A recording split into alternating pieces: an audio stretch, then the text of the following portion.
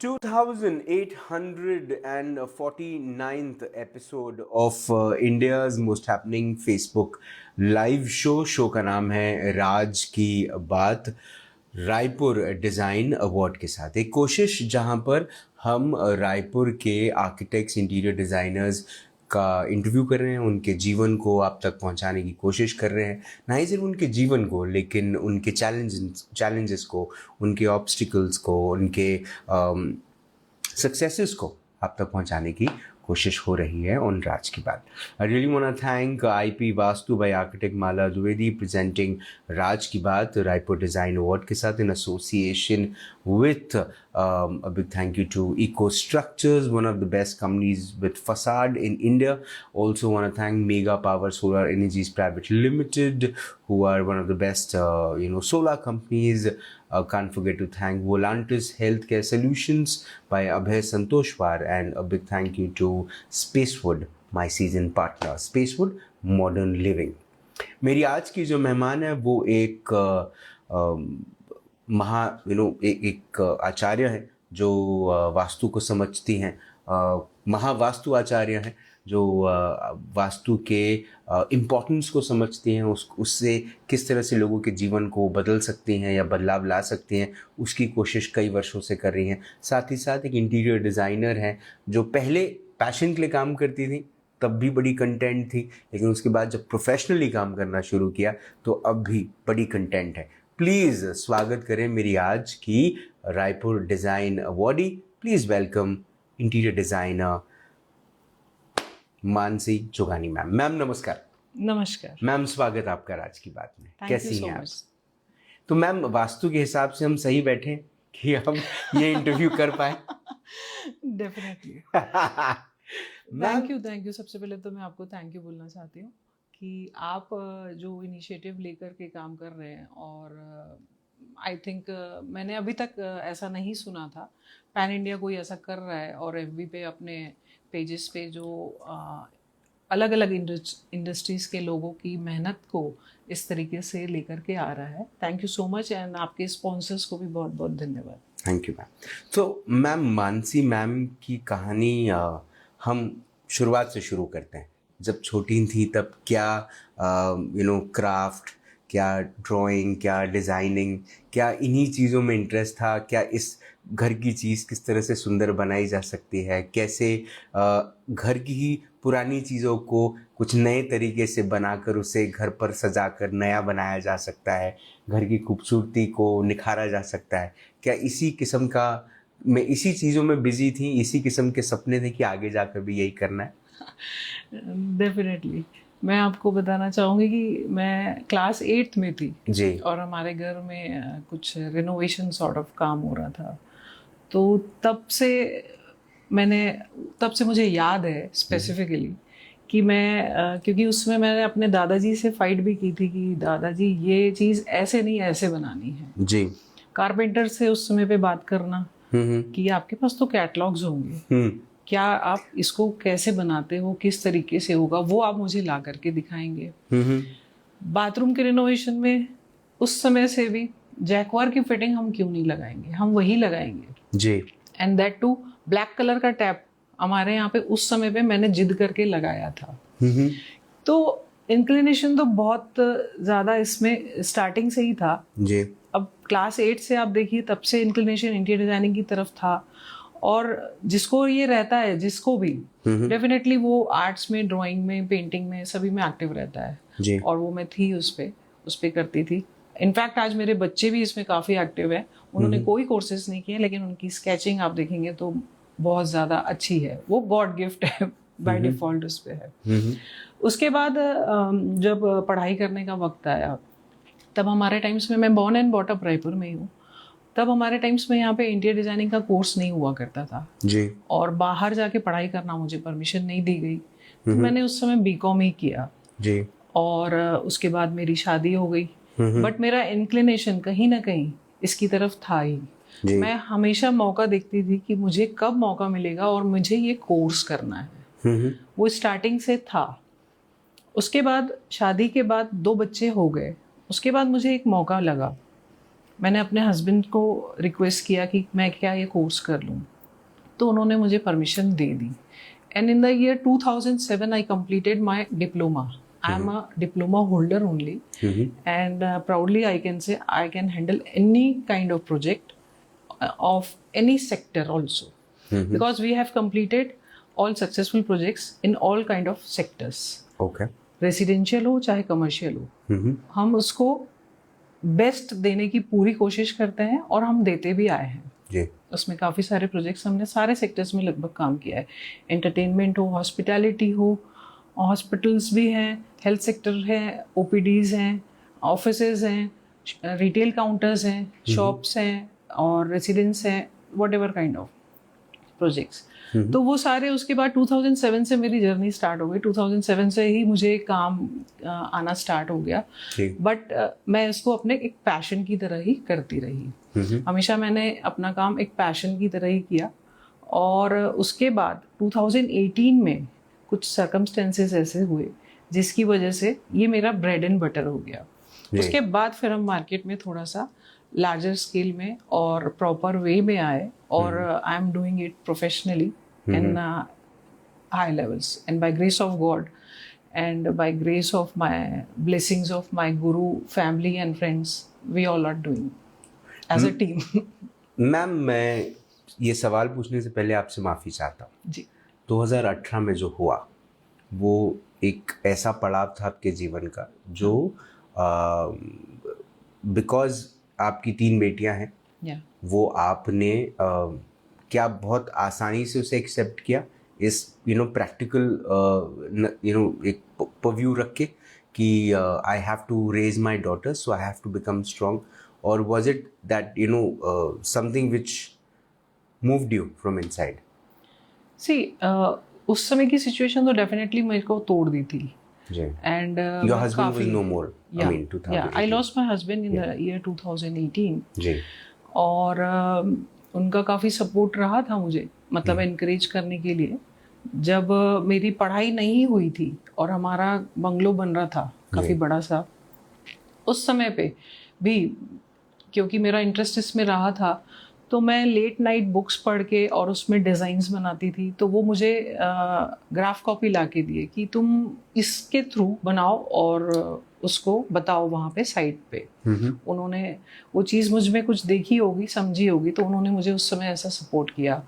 अब बंगलो का काम करने के लिए बहुत अच्छे मतलब टॉप लेवल के कॉन्ट्रैक्टर्स जैसे होते हैं, अलग अलग सेक्टर्स के जो अलग अलग काम करने वाले, जैसे प्लम्बिंग कॉन्ट्रैक्टर होता है, स्पेशलिस्ट जो होते हैं, वो सारे अच्छे रायपुर के टॉप मोस्ट लोग वहाँ पे काम कर रहे थे। तो उनके साथ मेरी उस समय कॉन्वर्सेशन और जो चीज़ें हो रही थी, अब उसको प्रेजेंटेबल वे में ग्राफ कॉपी में मैंने उसको बना करके और अपने आइडियाज़ को बोलना चालू किया।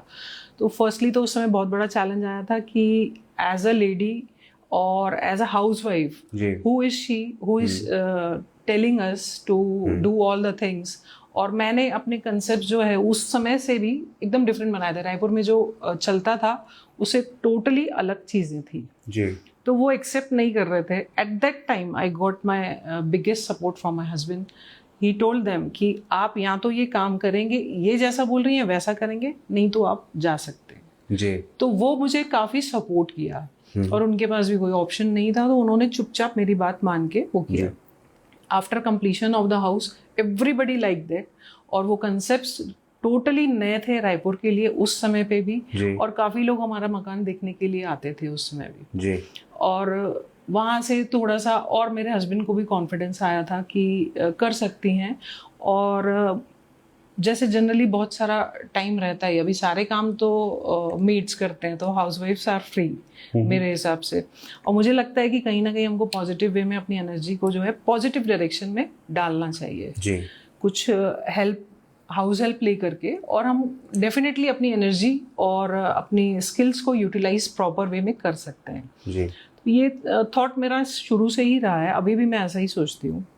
उसके बाद आपने मुझसे पूछा कुछ और था, बट मैं आपको थोड़ा सा डिटेल में बैक में लेकर के चले गई हूँ उसके बाद फिर मुझे मौका मिला और फिर मैंने ये कोर्स कर लिया, और फिर मैं एज अ पैशन उसको करती थी। तीनों बच्चों उसके बाद फिर एक डॉटर और हुई। मतलब जब थर्ड डॉटर मेरी आने वाली थी तभी भी मेरी साइट्स चलती थी, काम चलते थे और सारे उस पर कंटिन्यूशन में रहे, कभी भी ब्रेक नहीं हुआ उस पर। तो आप जब जी वो बात कंप्लीट हो जाए। फिर 2017 में मैंने पहला महावास्तु कोर्स किया।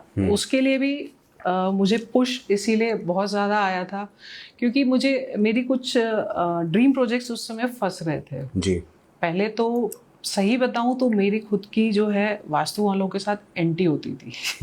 मतलब आई डोंट लाइक बिकॉज मतलब कोई स्पेसिफिक रीजन अगर कोई बताए कि ये रीजन है तभी तो आप उसको अच्छे से प्लान अप करके लेआउट बना के डिजाइन बना कर उसको दे पाओगे। आपको हर जगह का एक एक इंच यूज करना है जी। हमको स्पेस खराब नहीं करनी है, उसके अलावा हमको उसको ब्यूटीफुली प्रेजेंट भी करना है, उसके एस्थेटिक्स को मेंटेन करते हुए हमको सारे डिजाइन्स को लेकर के आना है जी। तो उसकी रीजनिंग अगर हमको नहीं पता रही और अगर हम मेहनत करते रहें और हमारे डिजाइन्स और लेआउट्स जो हैं सिर्फ रिजेक्ट होते रहें तो ऐसे तो नहीं चल सकता। बिल्कुल। तो वो डिपेंडेंसी थी एक प्रकार से, तो एक वो पुश आया कि कोर्स कर लेना चाहिए। अब 2017 में मैंने पहला कोर्स किया जी। और वो कोर्स करके आई और मैंने 3 यहाँ पे वास्तु के केसेस किए जी। और 2017 के लास्ट डेज में, मतलब last week of that November month, मेरे हस्बैंड की थोड़ी तबीयत खराब हो गई। उसके बाद से हम बाहर ही रहे उनके ट्रीटमेंट के लिए and in 2018 I lost him. मतलब अनफॉर्चुनेटली ये बहुत ज़्यादा मेरे लिए उस समय पे एक धक्का था और इससे उभर पाना it was not so easy. अभी मैं जिस सिंपल से तरीके से आपको बता रही हूँ ये उतना ईजी नहीं था, बिल्कुल नहीं। और उसके बाद फिर कोर्सेज और भी मैंने किए, मेरे मेंटर्स और बाकी लोगों ने भी मुझे बहुत साथ दिया। मेरी मेंटर हैं आचार्य वसुधा शुक्ला और मेरे गुरु हैं डॉक्टर श्री खुशदीप बंसल जी। उनका रेगुलर गाइडेंस और सपोर्ट रहा मुझे, फैमिली से भी मुझे सपोर्ट रहा, फ्रेंड्स का भी सपोर्ट रहा और फिर मैंने सारे कोर्सेज और भी किए।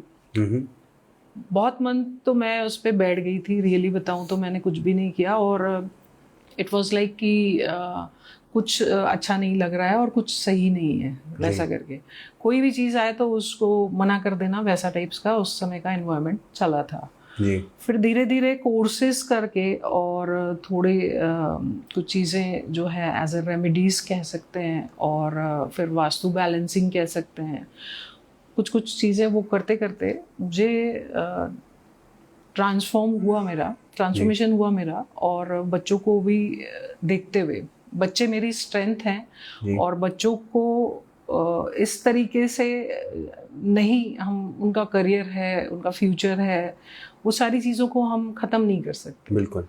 मतलब एक अगर बॉटल में आप देखें तो पानी भरा हुआ है, आप थोड़ा सा पीते हैं उसके बाद भी उसमें बचा हुआ रहता है जी। तो लाइफ बची हुई है and we have to perform our roles and duties absolutely and we have to perform our karmas। तो वो कहीं से भी बैक नहीं होना चाहिए। तो कुछ मंथ्स के लिए मैं नेगेटिव हुई थी, उसके बाद फिर मैंने अपने आप को पुल अप किया और बहुत मेहनत लगी, स्ट्रगल लगा और उसके हिसाब से मतलब फिर सारी चीज़ें करते करते धीरे धीरे कोर्सेज एंड ऑल करते हुए और कॉन्फिडेंस डेवलप हुआ। ये ऑफिस जो आप देख रहे हैं, आपने कहा कि बहुत सुंदर ऑफिस है जी। ये हमने 2019 में ही इसको इनॉग्रेट किया था और इस तरीके से आया। पहले तो मैं एक छोटा सा कमरा मेरा घर पे हुआ करता था, वहाँ से ही अपने पैशन के लिए काम करती थी, तो वहाँ से ही ऑपरेट करती थी। उसके बाद फिर हम इसमें आए और BNI भी ज्वाइन किया और थोड़ा सा कॉरपोरेट कल्चर किस तरीके से होता है और उस वे में इस इंडस्ट्री में कैसे काम करें। देखिए मैंने कभी किसी की यहाँ इंटर्नशिप नहीं की जी। मैंने कोई बड़ी बड़ी डिग्रियां नहीं ली है, फैक्ट बताऊं तो मैं एक डिप्लोमा होल्डर हूँ, बट इंटीरियर डिजाइनिंग मुझे लगता है मैं पास्ट लाइफ से ही लेकर के आ रही हूँ उस तरीके से ये तो मैम, ये तो एक बड़ा भारी स्टेटमेंट, आपको पता नहीं है कि मैं पास्ट लाइफ से लेके आ रही हूँ। बहुत बढ़िया जी। Because by grace of God see I am doing all the thing. I मतलब साइट पे ऐसे ऐसे डिसीजंस मैं लेती हूँ ऑल वंडर, मतलब सबके लिए ये एक वंडर होता है। जी और ऐसी ऐसी चीजें मैं करवाती हूँ अपनी टीम से जी एज अ लीडर। मेरा काम है करवाने का जी और गाइडेंस देने का। जी लेआउट्स में बनाती हूँ, डिजाइन्स में अपनी इनपुट्स देती हूँ, फिर क्रिएशंस टीम से भी आते हैं, मेरी तरफ से भी आते हैं। एज अ टीम ही आप एक अच्छा काम बहुत ज्यादा अच्छे से कर पाते हैं। I believe that. बिल्कुल और मैं अकेले अपनी नहीं सोचती हूँ, अपनी टीम को हमेशा साथ लेके चलती हूँ। जी और एक अपने अकेले की ग्रोथ से नहीं होता है, सारा टीम के सपोर्ट और उनकी ग्रोथ से भी होता है सारी चीजें। एब्सोल्युटली तो आज अगर मैं बोलूँ तो बहुत सारे लोगों का सपोर्ट है, ऐसा नहीं है। और सबसे बड़ा तो ईश्वर का सपोर्ट है। उन्होंने अगर एक दरवाजा बंद किया तो मेरे लिए 10 खोले।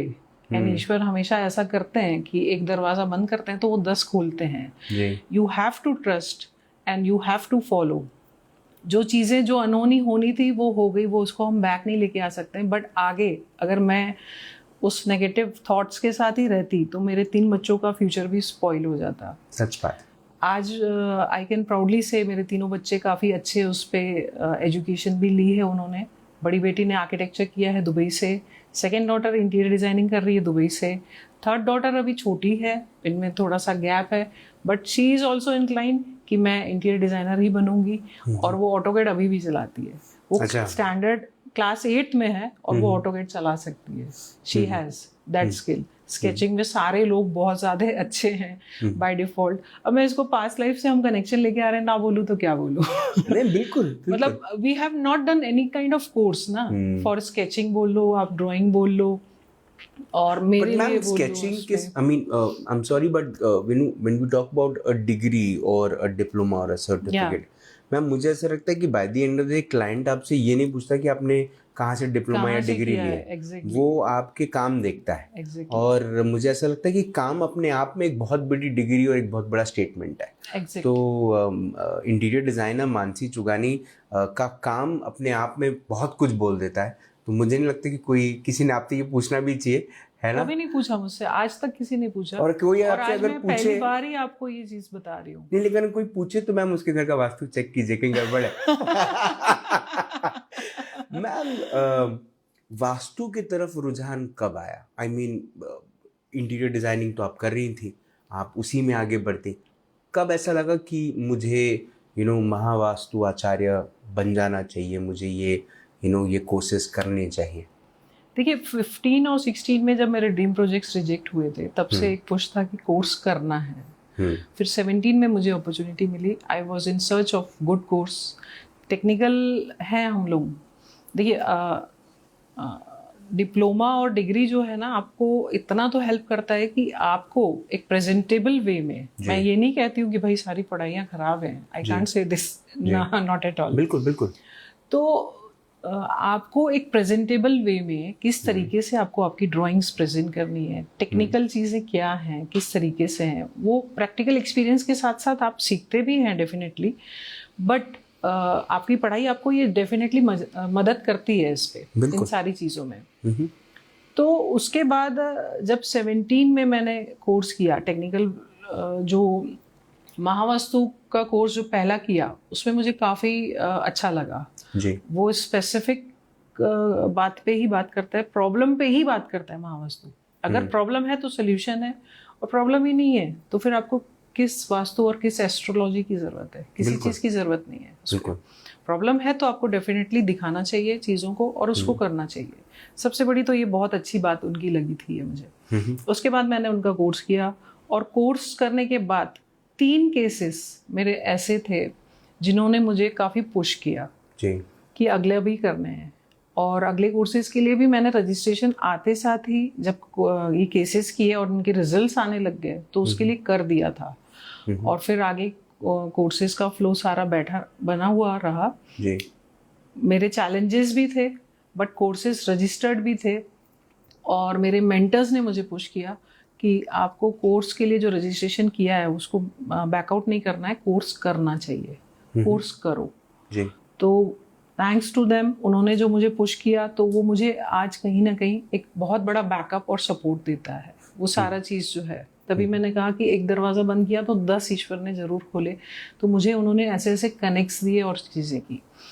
3 केसेस जिसको मैं ब्रीफ करूँगी अगर आप बोले आपके पास उतना समय है जी तो वो डेफिनेटली आपको बता देगा कि मैंने क्यों इसको इनकॉर्पोरेट किया अपने लेआउट्स में, प्लानिंग्स में, डिज़ाइंस में, जबकि पहले मेरी वास्तु के साथ एंटी हुआ करती थी। बिल्कुल बिल्कुल। पहला केस तो हमारी फैमिली का ही था। हमारे फैमिली में एक बच्ची को स्पाइन में अचानक से प्रॉब्लम हो गई थी। मतलब वो 12 साल की बच्ची, और उसकी स्पाइन में बहुत मेजर पेन होने लग गया था। तो डॉक्टर्स ने यहाँ पे देखा, एक्सरे एंड ऑल, उसके बाद में देखा कि रीढ़ की हड्डियाँ जो रहती हैं सारी, वो सारी बेंड हो गई हैं। तो डॉक्टर्स ने सबने ये बोला कि इतनी छोटी एज में हमारे लिए भी एक बहुत बड़ी मिस्ट्री है, हमारे लिए एक रिसर्च का केस है। उन्होंने रायपुर दिखाया, नागपुर दिखाया, मुंबई दिखाया, चेन्नई तक भी होकर के आए, वो सारी जगह पे दिखाया उन्होंने, बट सब जगह से सेम जवाब मिला, और बच्चे को पेन बहुत ज़्यादा, और पेन किलर्स जो प्रोवाइड करते हैं उसके साइड इफ़ेक्ट्स बहुत हैवी होते हैं। स्टेरॉइड्स से आप सोच सकते हैं कि छोटे से बच्चे को क्या प्रॉब्लम होगी, और 12 साल के बच्चे को आप बोलो कि आप बेड रेस्ट करो तो इट्स नॉट सो ईजी ना। बिल्कुल। तो ये सारे चैलेंजेस उस समय पे दिख रहे थे। इसके अलावा हमने उन्हीं के यहाँ रिनोवेशन किया था जी थोड़े समय पहले। अब जब मैं कोर्स करके आई तो कोइंसिडेंटली जिस दिन मैं आई थी उसी दिन उनके यहाँ से कॉल आया कि दीदी इसके लिए कोई अच्छा डॉक्टर वगैरह आपकी नज़र में है क्या, वो आप सजेस्ट करेंगे, क्योंकि सब जगह से तो हम इधर से होकर के आए हैं और एवरीबडी इज सेइंग कि ये एक मिस्ट्री है और इसका पेन काफ़ी ज़्यादा है, ऐसा करके। तो कोर्स के दौरान मैंने कुछ चीज़ें ऐसी सीखी थी, देखी थी कि इसमें कुछ हो सकता है। तो मैंने तुरंत ही अपनी टीम लेकर के वहाँ पहुँची और उसको ग्रिड करके हमने उसका वास्तु चेक किया और देखा कि एक सेंटर पॉइंट होता है हमारे घर का, वहाँ पे जो हमने रिनोवेशन किया था एक बड़ा सा हैवी सा पार्टीशन हमने बनाया था। उस पार्टीशन को हैंग करने के लिए 7 बड़े बड़े बोल्ट्स यूज़ किए थे, कारपेंटर ने यूज़ किए थे। वो उस समय पे उसको रिक्वायर्ड रहे होंगे, एक बड़ा सा पार्टीशन रहेगा तो बोल्ट से ही टिकेगा, तो वो उसने उसको यूज़ किया था। और वहीं पे क्रॉकरी यूनिट और फ्रिज बैक साइड से प्लान हुआ था, और वो भी काफ़ी हैवी सा था। तो मैंने बोला कि ये हमको हटाना पड़ेगा। हमने सिंपली सिर्फ वो पार्टीशन हटाया, क्रॉकरी यूनिट और फ्रिज को रीलोकेट किया, और उसके बाद पार्टीशन जब हमने हटाया तो 7 बोल्ट्स सारे बाहर निकाले और उनको फिल कर दिया। And simply I pray to God कि भगवान सब ठीक हो जाए। You can't believe, next day call आया कि उसको पेन में थोड़ा सा आराम है। अरे बाप। एंड उसके बाद धीरे धीरे करके उसका वो सारा जो बोन्स बेंड थी वो सारी की सारी सीधी हो गई। कुछ मंथ्स लगे, बिकॉज वो उसको बेंड होने में भी कुछ मंथ्स लगे होंगे। वो तुरंत ही समस्या नहीं आती है। बॉडी में कोई भी चीज़ होती है तो कुछ समय लेती है। बिल्कुल। तो वो कुछ समय उसने लिया अपना, और उसकी स्पाइन की हड्डियां थोड़ी थोड़ी जो टेढ़ी हुई, उसके बाद फिर कुछ मंथ्स लगे। बट पेन में जब उसको आराम हुआ, क्योंकि बोल्ट जो है वो मर्म भेदन कर रहा था वहां पे। बिल्कुल। तो मर्म पॉइंट को जो वो पिंच कर रहा था वो उसको पिंच होना बंद हो गया और उसके बाद उसकी बोन्स सारी सीधी हुई, और उसके बाद भगवान की दया से वो टचवुड काफ़ी हेल्दी एंड आर्टी है और कोई प्रॉब्लम उस पर नहीं है। उसकी रिपोर्ट्स भी सारी नॉर्मल हो चुकी है।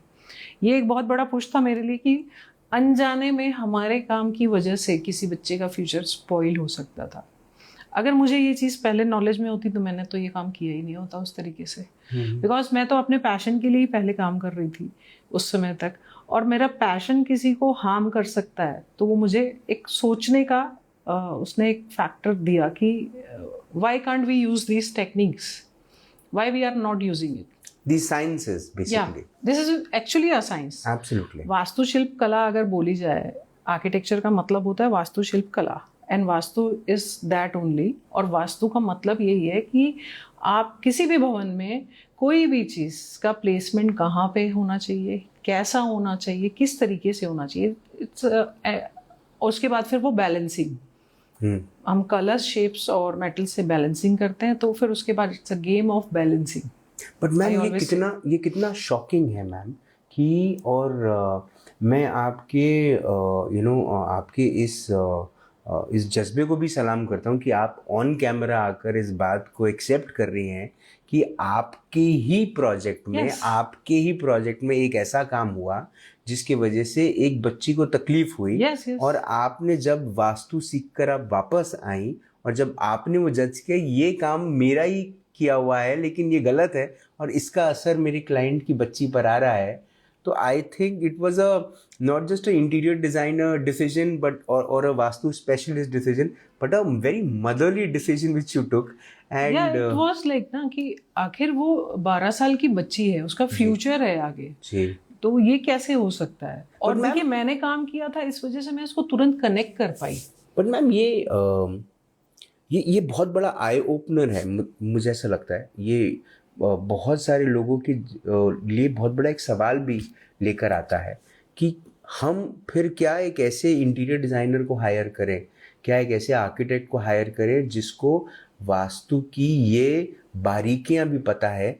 क्योंकि मुझे ऐसा लगता है कि maximum architects and interior designer जो हैं उन्हें सिर्फ बेसिक पता होते हैं और वो बेसिक ये होता है कि ये डायरेक्शन में ये नहीं होना चाहिए, वो डायरेक्शन में ये नहीं होना चाहिए, इस किस्म का कलर किचन में इस्तेमाल नहीं होना चाहिए, इस किस्म का कलर मंदिर में इस्तेमाल नहीं होना चाहिए, बेसिक्स।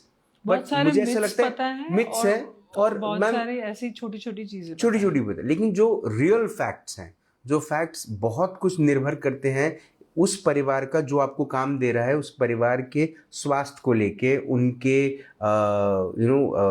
उनके फाइनेंशियल्स को लेके, उनके अपब्रिंगिंग को लेकर, सब चीज़ों को लेकर, है ना, मेंटल पीस को लेकर।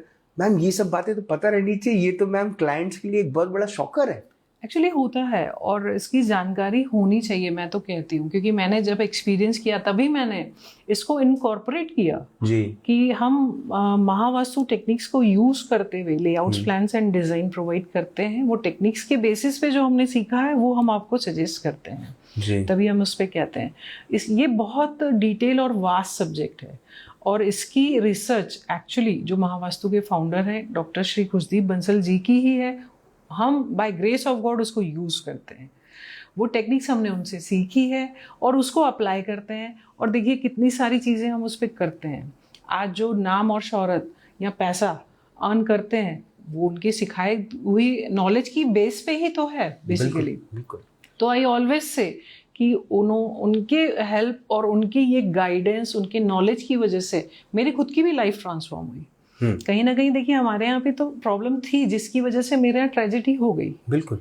अगर मुझे इनकी जानकारी होती पहले तो मैं कुछ कर सकती थी, बट ईश्वर ने इतना ज़्यादा ये सारा प्लान किया था, इसको कोई समझ नहीं सकता। बहुत फास्ट हुई सारी चीज़ें, बहुत सारी फास्ट होती हैं सारी चीज़ें जो हैं। फिर सेकेंड केस भी ऐसा हुआ कि हमारे एक फैमिली फ्रेंड थे, आप और डराने वाली हो मुझे। गवर्नमेंट जी गवर्नमेंट में काम करते हैं वो। उनका 11 साल से प्रमोशन नहीं हो रहा था और हमारे बहुत क्लोज फैमिली फ्रेंड थे, मेरे हस्बैंड के ही फ्रेंड रहे। तो उन्होंने डिसाइड किया कि मैं कोर्ट केस में जाना चाहता हूँ जी। तो मेरे हस्बैंड ने बोला कि नहीं आप कोर्ट केस में मत जाओ। तो मुझसे उन्होंने शेयर किया कि मानसी इसको समझाओ कि ये कोर्ट केस में जाना चाहता है और कोर्ट से किसी को कोई सॉल्यूशन नहीं मिलता है, लिंगर ऑन होता है और उसको सॉल्यूशन नहीं मिलता है। तो मैंने उनको रिक्वेस्ट किया कि भैया आप प्लीज़ कोर्ट नहीं जाए और मुझे 3 मंथ्स का टाइम दीजिए, और इसमें एक और रिक्वेस्ट है कि मैं आपको जो सजेशन दूंगी आप प्लीज़ करिएगा। ये भी उसी समय की बात है, मैं कोर्स करके आई हूँ और विद इन अ वीक ये वाला मेरा उनके साथ कॉन्वर्सेशन हुआ है जी। और फिर मैंने उनके यहाँ का भी मैपिंग और ग्रिडिंग एंड एवरीथिंग किया और अपने सजेशंस उस पर दे दिए। उसके बाद तो मैं तो चले गई थी अपने हस्बैंड के ट्रीटमेंट के लिए। कुछ सिचुएशंस जो सारी हुई जी। मुझे मैसेज आया कि मेरा प्रमोशन हो गया है। मैंने सिर्फ कलर्स चेंज कराए थे, कुछ मेटल पट्टियाँ लगवाई थी। अपॉर्चुनिटी की दिशा उनके यहाँ इम्बैलेंस थी और कलर ऐसा था कि उनको वो कनेक्ट नहीं कर पा रही थी। तो मैंने उनके यहाँ के कलर सिर्फ चेंज कराया और within 2 months we got the result और उनका प्रमोशन हो गया। क्या बात है। थर्ड केस वो भी हमारे फैमिली फ्रेंड ही थे। उनका भी कोर्ट केस का ही कुछ था पॉइंट। तो ये कोर्ट केस तो एक तो आया कहाँ से, कोई लॉजिक ही नहीं था उसका जी। उनके यहाँ भी मैपिंग और ग्रिडिंग हुई। आप विश्वास नहीं करेंगे, उनकी बिटिया ने पढ़ाई के लिए वर्ल्ड मैप स्टिक कर दिया था वॉल पे, और वो रिप्रेजेंट कर रहा था वाटर को, क्योंकि वर्ल्ड मैप में आप देखेंगे तो पानी, ओशन सारे उसमें रहते हैं जी। और वो आ गया था अग्नि की दिशा में। अब अग्नि पे जब जल आता है तो बहुत सारी प्रॉब्लम्स होती हैं, और साउथ ईस्ट में खास करके जब वाटर एक्टिविटी होती है तो इस टाइप के कॉल्स आते ही हैं उसमें। तो वो हमने उसको ठीक किया, रेमेडीज वगैरह की, ऑटोमेटिक। देखिए, हम तो सिर्फ कलर सेटिंग और रेमेडीज और जो सजेशंस है वो करते हैं, उसके बाद ईश्वर सारा चीज, वैसे भी वो ही करते हैं, मैं कुछ नहीं अपने ऊपर ऐसे लेती हूँ मैं माध्यम हूँ उस पे जी। तो अपने आप ही फ्लो ऐसा बैठता है। ही ऑल्सो मतलब get rid from that case, he also got rid, उनको भी उस पे मिल गई। तो मेरा कॉन्फिडेंस इस पे काफी बढ़ गया। सबसे पहला तो वो हेल्थ केस ही था जिसकी वजह से मेरे को बहुत पुश आया था, और उसके बाद मेरे हस्बैंड का भी जब हुआ तो मैंने एक थॉट लिया कि ये हेल्थ की जो चीज़ें हैं ये मिस आउट तो कभी नहीं होनी चाहिए। जब भी मैं कोई बिल्डिंग को या किसी के घर को डिज़ाइन करने बैठती हूँ तो धन सुख सेहत हमेशा प्रॉपर वे में बैलेंस्ड रहे, वो बेसिक्स को तो हम डालते ही डालते हैं। फिर जन कुंडली, एस्ट्रोलॉजी, सामने वाली जो ब्रेड अर्नर है, जो डिसीजन मेकर है, उसकी जन कुंडली को इनकॉर्पोरेट करते हैं तो वो कस्टमाइज्ड हो जाता है उनके लिए। अभी 5 उंगलियां ही आपके हाथ में बराबर नहीं है, सारे लोगों का वास्तु सेम कभी नहीं हो सकता। बिल्कुल सही। हर एक जन अलग अलग समय पे जब पैदा हो रहा है तो उसके प्लैनेट्स अलग हैं, सारे सबके जब प्लैनेट्स अलग हैं, सबकी डेस्टिनी, सबके कर्माज अलग हैं, तो सबका वास्तु एक जैसा कैसे हो सकता है।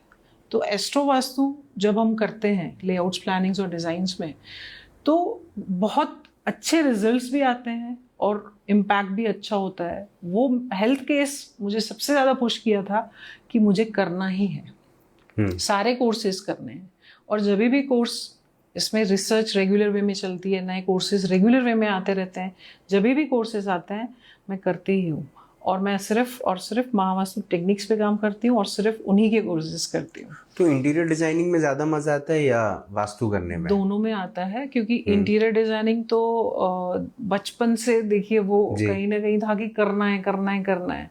अब उसको जब हम बैलेंस्ड करके देते हैं तो वो एक हैप्पीनेस तो देता ही है ना, खुशी तो देता ही है उस पे। मैंने in fact every Thursday we give योगदान, थर्सडे को हम योगदान देते हैं free of cost vastu consultancy, और हेल्थ केसेस में मैं कभी एक रुपया भी चार्ज नहीं करती हूँ। मैंने बहुत सारे हेल्थ केसेस में किया है, सिर्फ उनका एनवायरनमेंट चेंज किया है तो उनको सही डॉक्टर मिल जाते हैं, उनकी दवाइयाँ काम करने लग जाती है। मैं डॉक्टर नहीं बनती हूँ, मैं आपको ये नहीं कह रही हूँ कभी भी, मैं सिर्फ उनका एनवायरनमेंट चेंज करती हूँ, उनके एस्ट्रो के हिसाब से उनको रेमेडीज सजेस्ट करती हूँ, और ईश्वर की कृपा रहती है तो वो ठीक होते ही हैं। और मैंने अभी तक अपने एक्सपीरियंस में, अनुभव में देखा है कि बंदा जो आता है और जो रेमेडीज करता है वही करता है जिसको ईश्वर कहते हैं, जिसकी कृपा ईश्वर पे रहती है। तो वो करता है और उसको रिजल्ट्स आते हैं। थर्सडे के दिन हम योगदान देते हैं, फ्री ऑफ कॉस्ट कंसल्टेंसी देते हैं उसमें। मैम, अगर कोई ये जानना चाहे कि इंटीरियर डिज़ाइनर मानसी चुगानी की यूएसपी क्या है, तो आप किस तरह से डिफाइन करेंगे? जैसे हम टैगलाइन कहते हैं हमारी है, ट्रांसफॉर्मिंग लाइव्स विथ स्पेसेस। ठीक है, अभी ये जो हमारी टैगलाइन है वो सिर्फ वास्तु की वजह से नहीं है जी।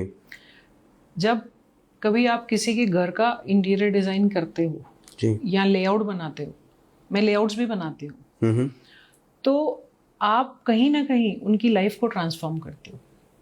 उनकी डेली रूटीन, उनकी रिक्वायरमेंट्स को समझते हुए आप उसमें जब एडिशन करते हो with the help of your designs, उसमें कंफर्ट लेवल को मेंटेन करते हुए जो मार्केट में नई टेक्निक्स हैं, नए इनोवेशंस हैं, उन सबको इन्वॉल्व करते हुए जब आप उनको सजेशंस देते हैं और उनका जो करोड़ों रुपया लगता है उसको प्रॉपर वे में यूटिलाइज करके देते हैं, उनको जो कंफर्ट मिलता है और लाइफस्टाइल जो चेंज होता है, तो एनीवे हम जी। उनकी लाइफ को ट्रांसफॉर्म करते हैं जी।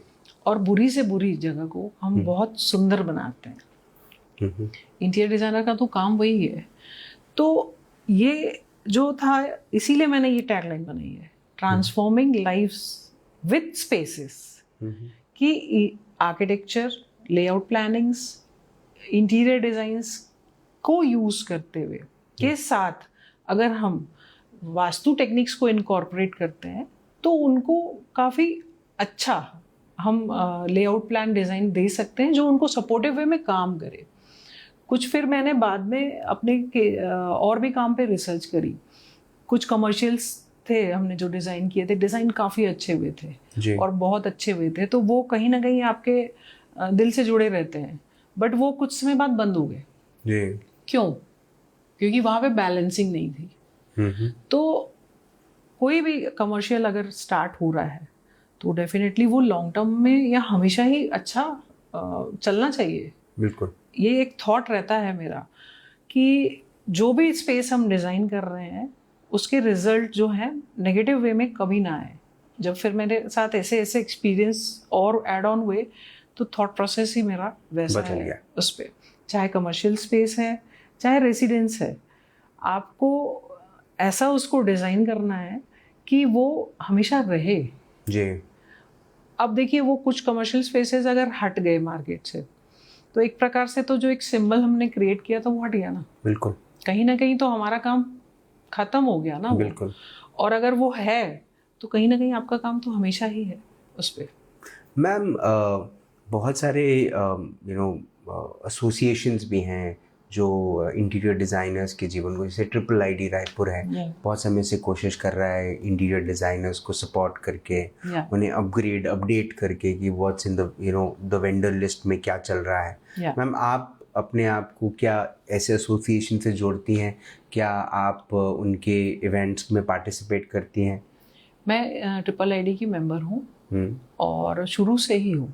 जब से मैंने आपको बताया 19 में ये ऑफिस इनॉग्रेट किया था, मैं तभी से मेंबर हूँ और अभी भी मेरी मेंबरशिप लाइफ टाइम वाली ली हुई है उस पर जी। और इवेंट्स में पार्टिसिपेट करने पे मुझे थोड़ा सा है कि मैं हर जगह नहीं पहुँच पाती हूँ और मतलब BNI में भी मेरा पार्टिसिपेशन है जी। तो जहाँ पे मेरा कमिटमेंट है उससे मैं कभी नहीं पीछे होती हूँ। साइट पे भी मेरा अगर कमिटमेंट है कि 2 months में ये कमर्शियल साइट मेरे को देनी है तो 60 days में हम के अंदर ही हम देते हैं, उससे ज़्यादा ऊपर नहीं जाता है। और तो ये जो कमिटमेंट है ये हमारी इंडस्ट्री के लिए बहुत इम्पोर्टेंट है। What you are saying you have to deliver, you have to deliver उस पर। और ये सारी चीज़ें रहती हैं। और एक अब देखिए, एक हाउसवाइफ से एक प्रोफेशनल में कन्वर्ट होना इट्स नॉट सो इजी। तो I have lots of things and I am playing a role of mother and father also जी, for my kids also and for my team also I am a leader and I am doing a lots of things।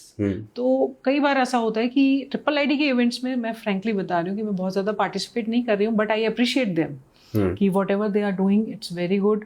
Sir Rupal Bagrecha ji आज हमारे साथ नहीं है, but उन्होंने जो initiative लेकर के ट्रिपल आईडी को यहाँ पे एक्टिव किया था। ट्रिपल आईडी तो देखिए काफ़ी समय से था बट वो एक्टिव नहीं था जी, बट बागरेचा सर के एफर्ट्स की वजह से ट्रिपल आईडी एक्टिव हुआ और आज सारे आर्किटेक्ट्स और इंटीरियर्स के लिए काफ़ी अच्छा प्लेटफॉर्म है, वो डेफिनेटली है।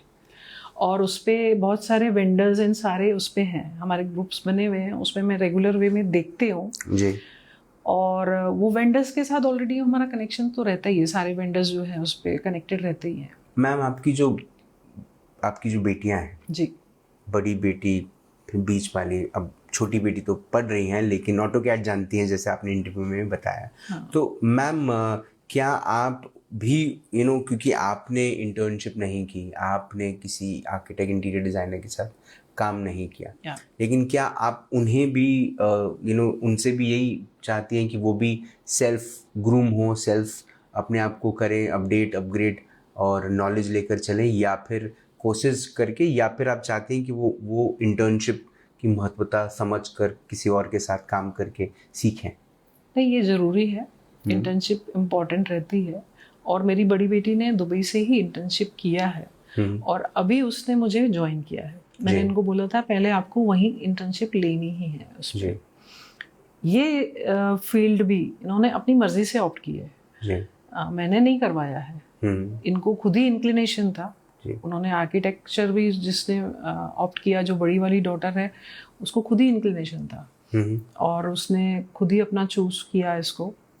मैंने सिर्फ इतना बोला कि इंटर्नशिप आपको वहाँ करनी है, उसके बाद आप प्रैक्टिकल एक्सपीरियंस मेरे साथ ले सकते हो। अभी भी वो एज एन इंटर्न मुझे ज्वाइन की हुई है।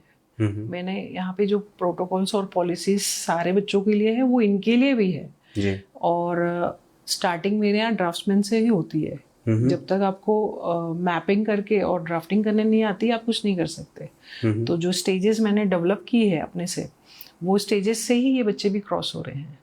मतलब मेरी बड़ी डॉटर है, अभी जो सेकेंड डॉटर मेरी वही है, उसका तो अभी इंटर्नशिप चल रहा है वहाँ पे।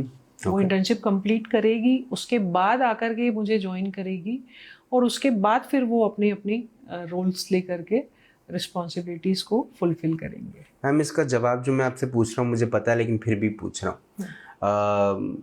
ज़्यादा खुशी किस बात पे मिलती है मानसी मैम को? जब कोई किसी के घर का वास्तु या किसी के घर का डिज़ाइन जब करती हैं और उन्हें जब तारीफ़ें मिलती है या उन्हें रिलीफ मिलता है या उन्हें वो खुश होते हैं और कॉम्प्लीमेंट करते हैं, वो ज़्यादा अच्छा लगता है? या फिर जब एक अच्छा अमाउंट ऑफ चेक आता है और जो डिपॉजिट होता है और क्लियर हो जाता है? क्लियर हो जाता है इसलिए मैं कह रहा हूँ क्योंकि बहुत सारे कई बार क्लियर नहीं भी होते हैं, है ना, लोगों के। लेकिन खुशी क्या देती है? असल खुशी क्या देती है? देखिए, चेक कभी फंसे ऐसा तो होता नहीं है। इसकी तो सलाह मैं दूसरों को देती हूँ, तो ऑब्वियसली मेरा चेक तो फंसेगा नहीं। जी। तो उसमें आपको क्लियरिटी है कि मुझे खुशी हमेशा अच्छी साइट डिलीवर करने पे होती है डिजाइन्स के लिए। अब फिर हम जब टर्नकी प्रोजेक्ट्स करते हैं, कॉन्ट्रैक्ट लेते हैं, तो आपको काम शुरू होने से पहले आपको अमाउंट बताते हैं और टाइम पीरियड बताते हैं, एग्रीमेंट बना करके साइन करते हैं।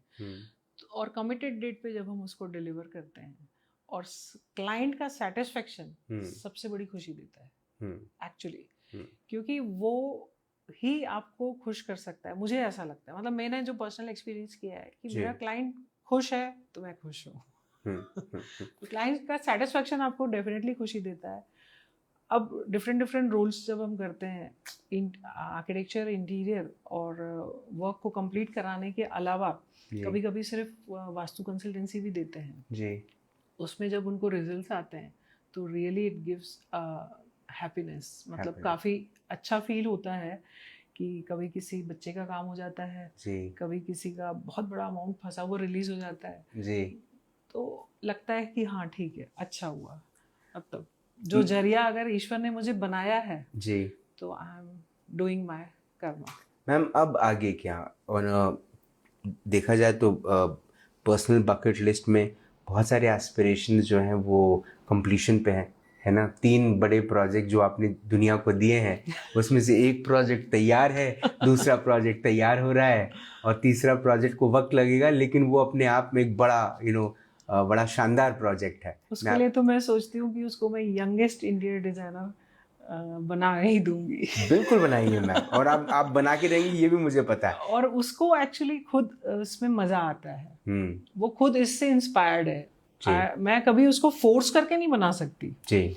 मैं सबको यही बोलती हूँ कि बच्चों को जो इच्छा है, जो उनको ज़ील है जी, वो करें। Love what you do what you love. Absolutely. तो वो जो चीज़ें हैं वो एनी टाइम उसको पुश करती है ना। अभी देखिए, मैं ये काम करती हूँ, इतने सारे struggles and ups and downs के बाद भी मैं इसको ओवरनाइट भी कर सकती हूँ, एनी टाइम कर सकती हूँ, बिकॉज ये मेरा पैशन है जी। ये मुझे कहीं ना कहीं हैप्पीनेस और स्ट्रेंथ देता है जो कोई नहीं देता है जी। तो I love my work a lot, ऐसा है। मैम, विवाह से पहले आपका नाम क्या था? मेरा नाम था नीलम। पूरा नाम? नीलम आहूजा। नीलम आहूजा। तो मैं ये जानना चाहता हूँ कि मानसी चोघानी के अंदर की नीलम आहूजा साहब की बिटिया कैसी है? अच्छी है, बहुत अच्छी है। उसको नाम नया मिला, नई जिंदगी मिली, ट्रांसफॉर्मेशन मिला, बहुत सारी चीज़ें सीखने को मिली और काफ़ी अपग्रेड हो चुकी है। जो हमारे पेरेंट्स की हमको टीचिंग्स थी, वो हमको कहीं ना कहीं हमारे रूट्स तो वही हैं। तो हमारे पेरेंट्स का जो हमको गाइडेंस मिला, टीचिंग्स मिली और उनका सपोर्ट मिला, वो ही मैटर करती हैं। तो नीलम आहूजा भले मानसी चुगानी बन गई है, लेकिन अपने रूट्स नहीं भूलती है। मैम, अगर डिज़ाइनर्स की सुनहरी किताब लिखी जाती है, उस किताब के सुनहरे पन्ने पर सुनहरे अक्षरों में ये नाम लिखा जाता है, इंटीरियर डिज़ाइनर मानसी चुगानी, उसके नीचे कौन सा ऐसा कोट या बात या थॉट आप लिखती हैं या बेस्ट प्रैक्टिस आप लिखती हैं जिसे लिखने के बाद लोग आपको याद करते, आपको फॉलो करते और इंस्पायर होते? ये मेरा आखिरी सवाल था। इस पे एक कोड प्रॉपर बनाना चाहिए। अभी तक हमने सोचा नहीं कि भाई मैं उस लेवल पे हूँ, तो मैंने फ्रेम नहीं किया। लेकिन मैंने अपनी टैगलाइन बहुत समझ के ही उसको बोली है कि ट्रांसफॉर्मिंग लाइव्स विद स्पेसेस। तो मैं कभी भी मैसेज अपने जूनियर्स को या अपकमिंग इंटीरियर डिज़ाइनर्स और आर्किटेक्ट्स को यही बोलती हूँ कि आप किसी की लाइफ ट्रांसफॉर्म करते हो उनकी स्पेस के साथ, तो गिव योर बेस्ट। और आप अगर बेस्ट देते हैं तो दुनिया की कोई ताकत आपको पीछे नहीं कर सकती। तो आप अपना बेस्ट दीजिए और ये लाइन फ्रेम करके मैं डेफिनेटली आपको मैसेज कर दूंगी। मैम, मैं इंतज़ार करूँगा। आपने मुझे एक व्यू दिया है जी, और मैं ये लाइन फ्रेम करके ही बताऊंगी आपको। मैम उम्मीद है कि वो जवाब जब आएगा तब मैं भी इतना ही प्रफुल्लित होऊंगा इस बात को लेकर कि आपने जो बात सोची और आपने जो मुझे जो आप दुनिया तक पहुंचाना चाहती हैं। लेकिन मैं एक चीज़ को मैम बहुत अप्रिशिएट करना चाहूँगा, और वो है कि जब आप रुक सकती थी, थम सकती थी, तब आप रुकी नहीं, तब आप थमी नहीं, और आपके आज सही डिसीजन, सही वक्त पे सही डिसीजन जो आपने लिए, उसकी वजह से 3 ऐसी ज़िंदगियाँ और भी ज़्यादा अब जीवन में जब आगे बढ़ेंगी और वो जब दुनिया में अपना नाम करेंगी और पीछे पलट के जब देखेंगी, तो वो हमेशा आपको वहीं देखेंगी जहाँ पर आप उन्हें आशीर्वाद दे रही हैं, उन्हें आप सपोर्ट कर रही हैं और आप उन्हें मोटिवेट कर रही हैं। आपने बहुत सारे लोगों के जीवन के दुख को, दर्द को, परेशानियों को कम करने का जो काम किया है, वो तारीफ़ काबिल है। ईश्वर आपको और शक्ति दे, आप ऐसे ही लोगों के जीवन का दर्द कम करते रहें, लोग ऐसे ही आपको बहुत सारा काम देते रहें। इंटीरियर डिज़ाइनिंग के माध्यम से जो आप लोगों के घरों को, स्पेसेस को ट्रांसफॉर्म करने की कोशिश करती हैं, वो आप ट्रांसफॉर्म करती रहें।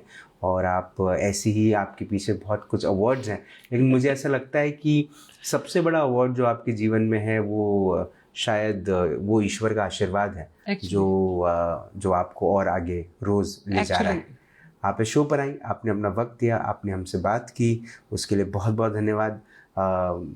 Thank you so much, it's an honour interviewing you ma'am. Thank you so much. Thank you so much.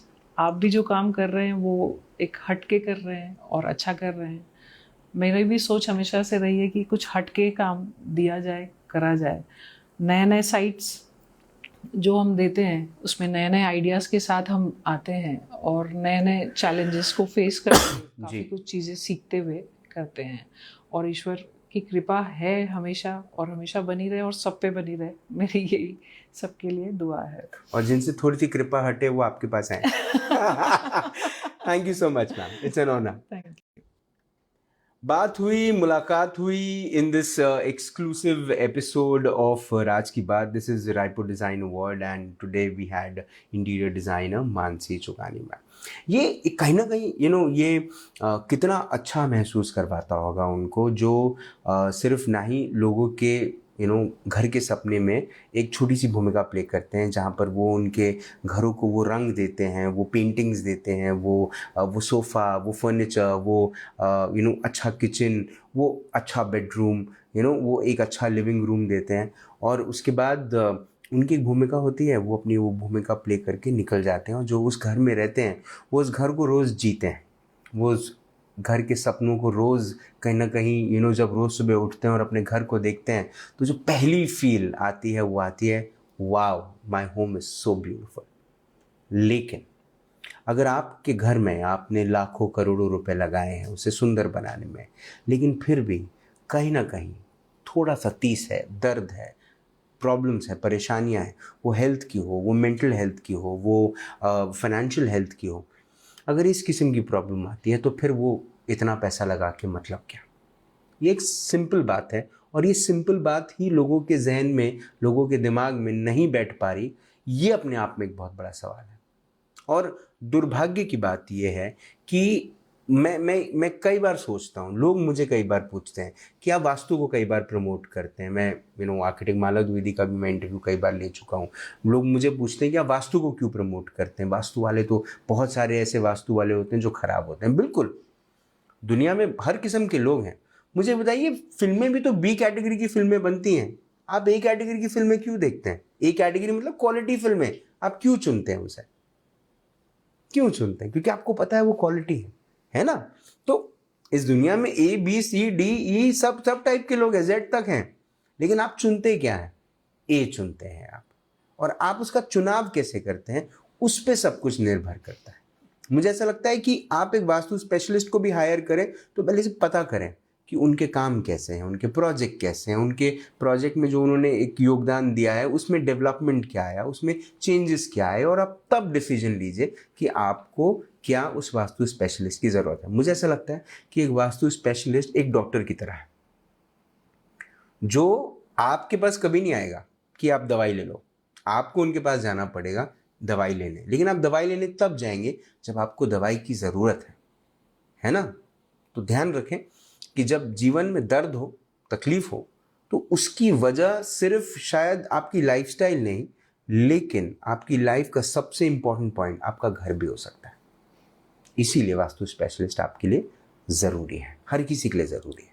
आपसे फिर होगी मुलाकात इन राज की बात। तब तक अपना ध्यान रखें, सुरक्षित रहें, स्वच्छ रहें, स्वस्थ रहें, मस्त रहें, खुश रहें, व्यस्त रहें, परिवार के साथ एक अच्छा वक्त बिताएं। और अगर आपके परिवार में भी कैसी बिटिया है जो अपने घर का एक कोना चुन लेती है, उसके हिसाब से वो उसके वास्तु के लिए सबसे बेहतर है। वो अपनी काम से, अपनी सोच से, अपने जीवन के एक फॉर्मूले से कि हर किसी का जीवन सुखमय रहे, हर किसी के जीवन में सुख रहे, उसमें उसकी एक भूमिका रहे, वो कोशिश में लगती है। और उस कोशिश से बहुत सारे लोगों के दर्द कम होते हैं, चेहरे पे मुस्कान आती है। वो अपने काम के माध्यम से अपने सोसाइटी में, अपने समाज में सर उठा के चलती है। और उस समाज में जब लोग उसे देखते हैं तो मन ही मन प्रार्थना करते हैं कि जीवन में इसको सब खुशियाँ मिले। अगर आपकी बिटिया भी ऐसा कुछ कर रही है तो आपकी बिटिया नीलम आहूजा, मानसी चुगानी बन रही है। अपनी बिटिया को नीलम जैसा तराशना ज़रूरी है, अपनी बिटिया को मानसी बनाना ज़रूरी है, लेकिन उसे मानसी चुगानी बनाना ज़्यादा ज़रूरी है। जिंदा रहें। जय हिंद।